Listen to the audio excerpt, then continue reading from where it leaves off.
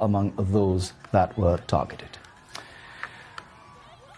With me in the studio is Behnam Taleblu, Senior Fellow at the Foundation for Defence Democracies. Thanks very much, Behnam, for your time here on BBC News. Just first up, give us a sense of how serious these protests are and the way in which they've grown, and also what kind of people really are at the forefront of these protests. Sure, it's a pleasure to be with you in studio, and Happy New Year.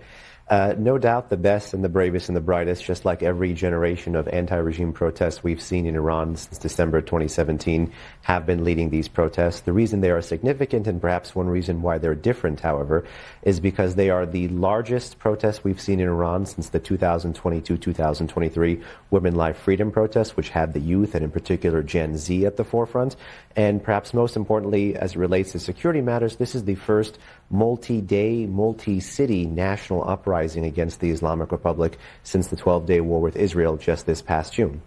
And would you say these protests have the potential to become even bigger and perhaps reach that scale that we saw during the Mahsa Amini protests? The trend line indicates that if uninterrupted and if massive force is not used, the contagion effect could bring Iran to either 2019 or 2022-23 levels.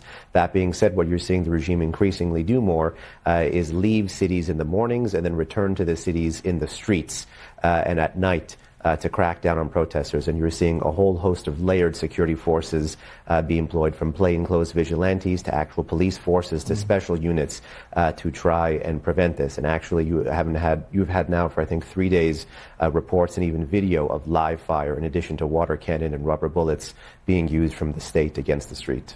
In terms of trying to diffuse the situation, President Pezeshkian said that he will listen to what he said, quote, were legitimate demands of the protesters. Do you feel there is any scope for any kind of, ability for the two sides to work something out?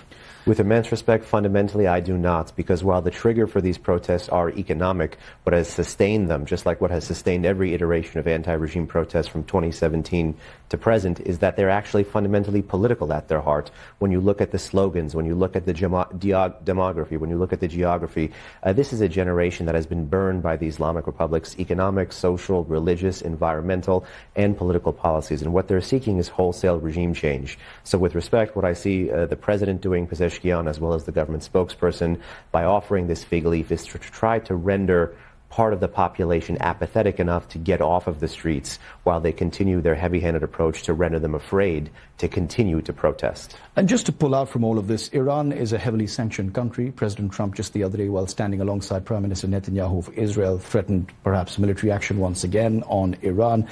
How much pressure would you say the regime is currently under, both from inside and outside? Well, you're right to mention that kind of sandwich nature of pressure, because the regime has now been exposed as being weak against Israel's conventionally military apparatus, as well as against the U.S. due to the 12-day war this past June.